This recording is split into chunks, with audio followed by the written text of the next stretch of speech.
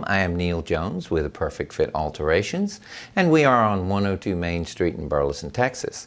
Our phone number is 447-3522 with area code of 817.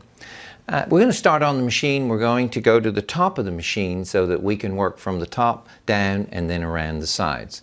We open the lid of the machine, and inside here we've got, starting at this end, we've got the bobbing winding mechanism.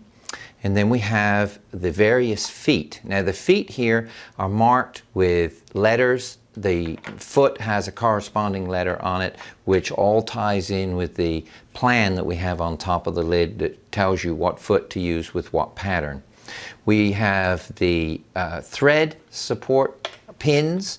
There are actually two of them because at this machine you'll be able to use two spools of thread for particular purposes. We've got a disc here which holds the thread onto the spool pin. Right over here we have an adjustment for the upper tension for the thread.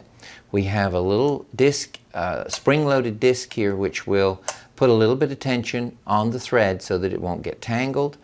We've got a bobbin winding pressure disc, and we have an adjustment for the pressure foot.